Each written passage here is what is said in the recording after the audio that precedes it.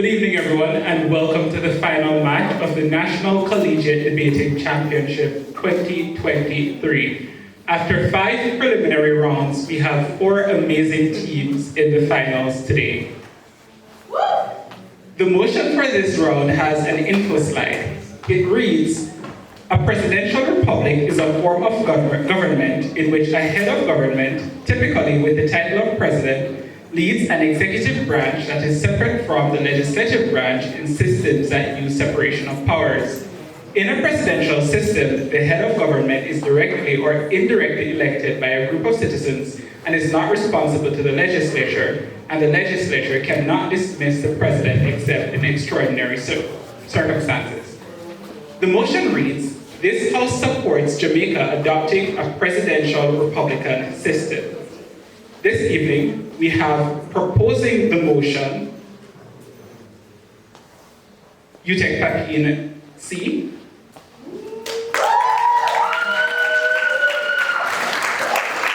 The Prime Minister will be Carrie-Ann Smith, and the Deputy Prime Minister will be Camille Dixon. In closing government, we have Yui Mona D. The government member will be Trevon Fletcher, and the government whip will be Rashawn Stewart. Opposing the motion, we have UCCA.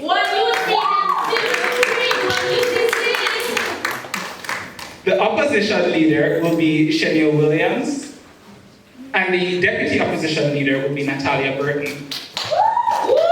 In closing opposition, we have UTEC West A.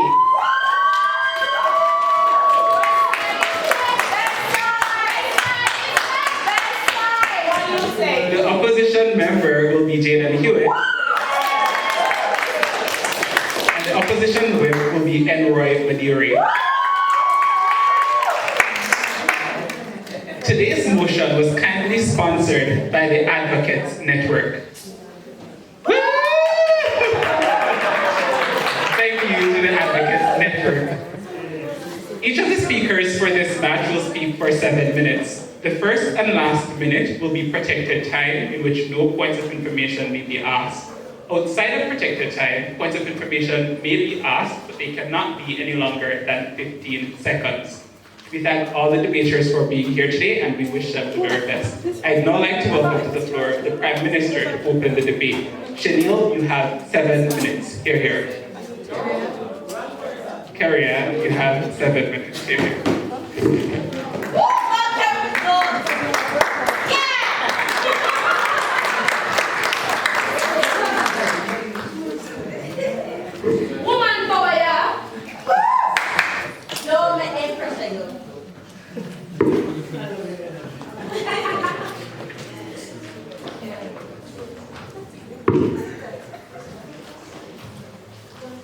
Good evening, ladies and gentlemen. Jamaica is currently governed by a parliamentary system. The system was adopted from Britain, our former colonial masters. We have been freed from slavery, but we are still shackled to their system. They have moved from controlling our bodies, but they are still controlling how we make our decisions. We are going to a first world status. And so if we are to move into a first world system, it means we must start making decisions for ourselves. Other first world countries have seen the value of a presidential system. It is with this in mind that this House supports Jamaica adopting a presidential republican system. Now, when we look at what a presidential republican system is, it is one in which the head of state has a limited number of time, a limited number of years of which they can be in power. This limited number of time suggests that they cannot exceed a certain number of years. And if we want to look just to our neighbor over there, point of information. The US, not as yet, we see that their presidents only get 2 terms in office. We will tell you the benefits shortly. Why Jamaica needs it. Currently, the Jamaican parliamentary system, as I said, was adopted from Britain. And the disadvantages to this system includes that your government can be in power for a number of years with almost no particular end in mind. Indeed, they are re-elected and re-elected, and they keep running the show. Accepted. What is so wrong with democracy? If the government in power is doing such a good job and the people want to keep them, then they should keep them. Nothing is wrong with democracy, and we're thankful that the presidential Republican system is a democracy. Now, as I said, one man continues to run the show with no end in mind, and this is because he is selected and put there by his party members. Now we have seen that this can lead to corruption. And how does this happen? One such way is that the government has that power, that authority to decide when an election is to be called. We have seen it in our Jamaican country, where when something is happening that is in favor of the present government, they will call the election. But, and I say but, if something is happening that is unfavorable, then they will delay calling an election. What happens when this happens? It puts the opposition at a disadvantage. And so if it is that they are the best party at that time, because the government is on a high at that point in time, then the people will go with them. Point of information. Accepted. So being a republic or not being a republic does not determine if the president can call an election or have fixed election at a particular time. The law.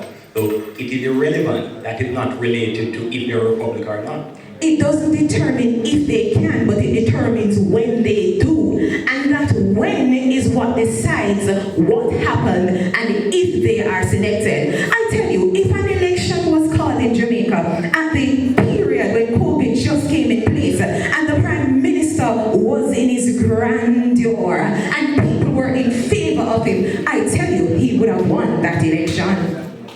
No. What are the advantages to a presidential system? It means that no one leader can be in the leadership for an unending number of years. There is a set number of time, and so it gives you that opportunity to do your best. You must prove yourself because you only have 2 terms. It provides the opportunity for different leaders. And when we have different leaders, what we see is that they come up with different ideas, new innovation. I'm sure if you think back to our past, you can think of when we had some, might I say, old leaders who refused to step down, who refused to give persons of the younger generation with new ideas, new thoughts, the opportunity to run. Another advantage is that in most presidential systems, the tribal politics is hardly seen. The truth is that in our current parliamentary system, not accepted, we see a lot of tribal politics when compared to our presidential system. And so we're saying if we want to diminish, if we want to cut out a lot of those things, we must go to a presidential system. Now, the Jamaican Constitution speaks to separation of power. And in a parliamentary system, there is not a true separation of power. However, in a presidential system, there is a clear separation of power. Why do we say that there is not a clear separation of power in the parliamentary system? Because the elected representatives some of them are the same persons. The cabinet is the principal instrument of policy. And if the principal instrument of policy is linked with the elected representative, then we can see how our policies can be thwarted. Point of information. Some members are in the legislative. On paper, there is a separation of power, but there is no true separation of power in our parliamentary system. And so it is with this in mind that we are saying that we are going to a presidential Republican system for our Jamaican society. Ladies and gentlemen, I thank you.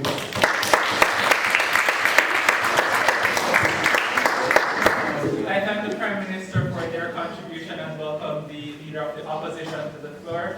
Shanil, you have 7 minutes. Here. Go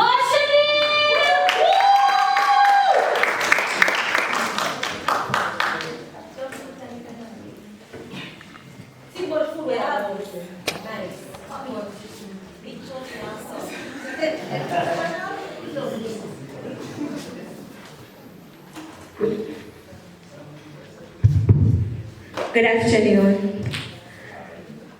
This House does not support Jamaica adopting a presidential republic.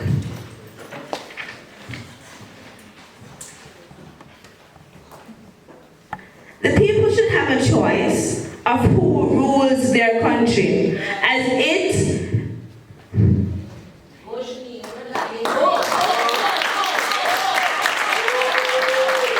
The people should have a choice of who rules their country, as every decision affects them mostly. If the people accept the leading government as effective and chooses to elect them, then the presidency should be able to respect that and be repeated as such. As my opposition said, they do not see anything wrong with a democratic presidency because there is nothing wrong with it.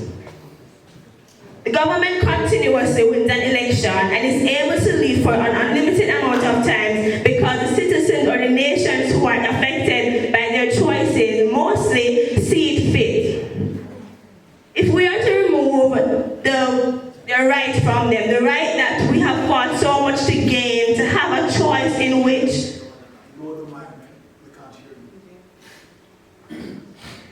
the people have fought so hard to get what they want, to get to choose or to get the right to vote for who governs their country. So why should we take that away from them? Point of information. Taken. In a presidential system, you are voting for your leader. You vote for the leader, but what about individuals who live in various communities? They don't vote who gets to lead that community.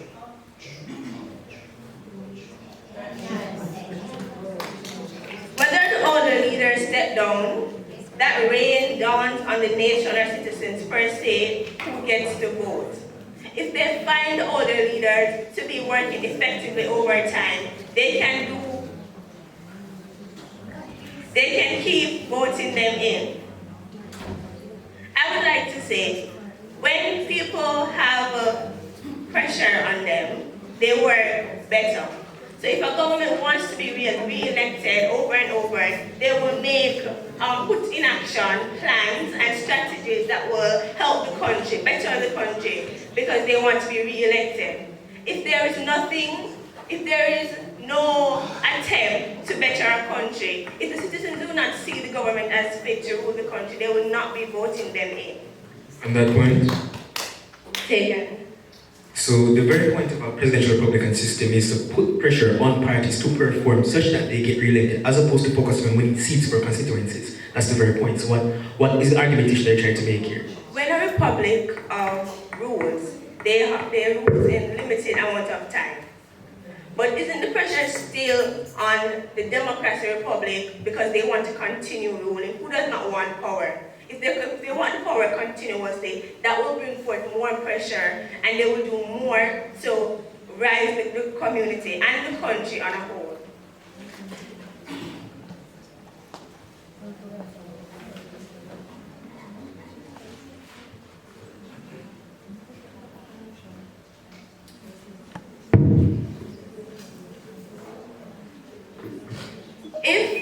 Why separate powers from the persons who are ruling the country? If they are governing the country, if they are ruling the country, why take away why give them some of the power when they are the ones that are the head of states? Why give them little bit and take back some? If they are the rulers, let them rule effectively and clearly over the whole country. Let them not have some say and not all in the country.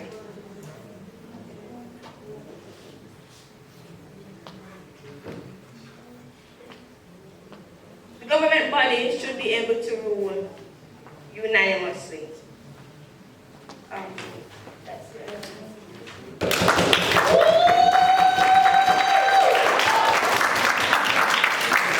I would like to thank the leader of the opposition for that contribution and welcome to the floor the Deputy Prime Minister to respond.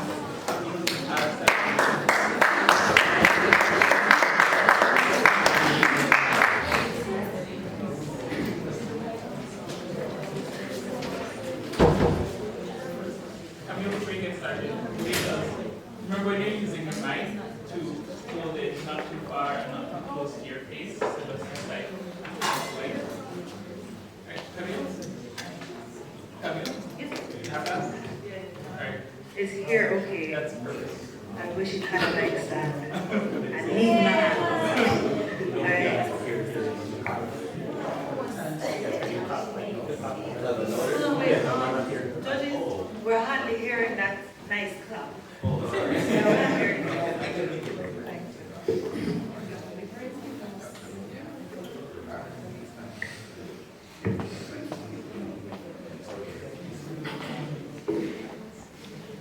Alright, so I'm going to start in 3, 2. It's time to take a stand to make a change. As Jamaica, we can't be afraid of change. Change is vital, change helps us. And I think that is what the big fear is. We are afraid of change. But I'm going to tell you why this change is good for us. But before I tell you that, I just want to talk about the opening opposition a little bit. I think we're going to little sidetrack. So, first of all, what is wrong with democracy? We're not sure what you meant because we're electing people. You're saying the people need to elect who leads them. But this happens in the presidential republic. So we're just leaving that one there. And they say they must have a choice. But the very fact that they're voted, they do have a choice. They have a very, very big choice. And they exercise it. So that one we will leave there. And then you're saying that they don't get to vote for everything. Well, let's just look at the United States. We'll use them because they're a prime example of a republic. We have congressman, you have city council, you have the boroughs, you have so many things, and everything is voted on. Hardly do we see things that are appointed. So we're going to ask the opposition just to go back and look at that. And then, what's really funny, the opposition leader mentioned they must rule unanimously. And just like the opposition leader is saying that, I'm even more encouraged, and I'm saying that we have to change now. Let us look at what happens now, having dealt with the opposition. What's the status quo now? So we're looking really at separation of power. And that's really where this debate lies, and I want you to always bring it back. We have our system of government. Yes, we're saying it came from the English, and we're saying slavery. And my Prime Minister has told you this effect why we need to change. But it's not just that it came from slavery why the change is needed. Have you ever thought that we outgrow this system? That we need a new system to meet our current needs? I need you to think about it. I'm going to come back to that. But we need to think about that when we're talking about change. So, what do we have now? When we think of separation of power, yes, we have the legislative. Yes, we have the executive. But they're one in the same. And that is the concern. I don't mean all 61 members are in there. Because you have the Prime Minister, fine, and you have the ministers. But where did the ministers come from? So they're sitting in one house, and they're also making the policies that govern the country. And then this is what the judiciary is going to use. So in those two branches of government is where we're having the concern. So yes, on paper, there appears to be separation. But I'm saying that there's no true separation. So what the Prime Minister does may just very well benefit his own party. Because there are all the members coming from there and they're making decisions. So this is the concern that we have. And you're going to say, But it will work. And we are born, and we are born good. But what we're saying is, we want better. Better must come. And we're seeking better. We're seeking that improvement. And to get that improvement, we want to make a change. But wait, the opposition boys say, but Prime Minister, Deputy Prime Minister, Canada have a Prime Minister. But we're going to say right now, Canada is a first world country.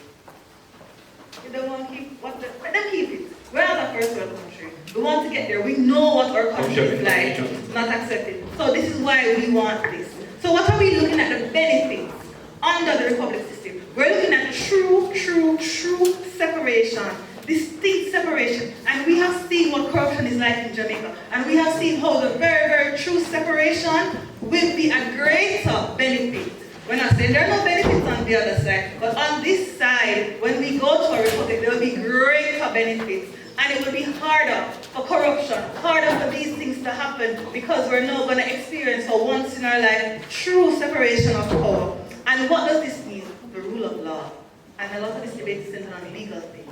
If we're now going to see how the rule of law can be clear, it can be transparent, you cannot tell me that there's no benefit. Now we're looking at the economic side too. When investors come and then say, hold on, but it's the Prime Minister over there standing to like what policy we're going to make over there. I am telling you, yes, Jamaica has investors. Imagine how many more investors, the quality of investors we will have, because they're investing in a country where they know there is true separation of powers and where they are sure things will be fairer and there will be less corruption. Accepting your point from the member? Yeah, you claim all these benefits and you say being a republic will make us a first world country and all this, but you have not shown how changing from where we are now will change our financial policy or make things better than they are now. You're saying they will, but you haven't shown it. So remember, I was just saying that with this change, the investors will be more prone, or there will be increased investment because there are no experience a distinct separation of power and the rule of law. So there's greater trust in our economy and in our country. So while, yes, we have investments now, but on our side, we will have increased investment, and that is where the benefit is. So we're also looking at justice. With this true separation, we'll have a clear line of justice. Just the other day, there was a problem with the court system, and they're like, but these people are making the laws and we're implementing them, but these people also sit on the other side. I'm pretty sure that the judicial arm will be very pleased with this move. So now, I want to bring it to a situation here. The current local government elections, we're seeing now it cannot be called. Because somebody has to call it. But they have so much latitude that it's out of control, it cannot be called. And this is another instance where, because of how the system is set up, someone can make this unilateral decision and it just goes without end. What are we happening now? We are stuck with the leader of a party. Maybe we wanted John Brown as the Prime Minister, but then John Brown is the leader of the party. So John Brown might be the best man for the job, but he's not going to get it because he's not lead the party. That is the problem with that system. And we want to change. We want to vote for the person who we want to lead our country. The best person for the job is what we're looking for. So what are we saying? Where we are now, where are we heading? We're heading first world. We're heading for a better life for all of us. We're looking for better economical and investment opportunities. Have we exhausted the benefits of this system? I think we have. And if we really admit it, we have exhausted it. Let us not be afraid of change. Let us embrace change. Let us not the fear of change keep us back. But we believe that this system is better. We're seeing the possibilities for greater benefit. An emphasis on a greater benefit on this side of the house. Mental slavery, we need to leave it alone. All things of Britain, take the good, leave the bad. We're moving forward. We will be a republic.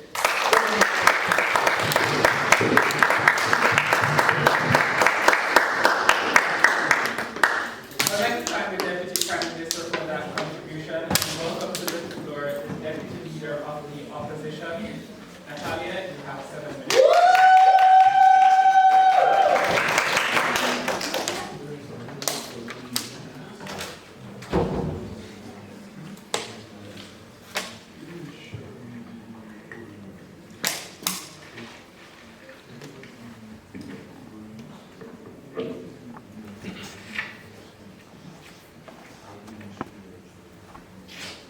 Adjudicators, most worthy opponents, observers, a pleasant afternoon to you all. We as side opposition come before you today to firmly state that this House does not support Jamaica adopting a presidential republic system. Before I get into my main points, I would first like to respond to a few of the things that would have been put forth by side government so far.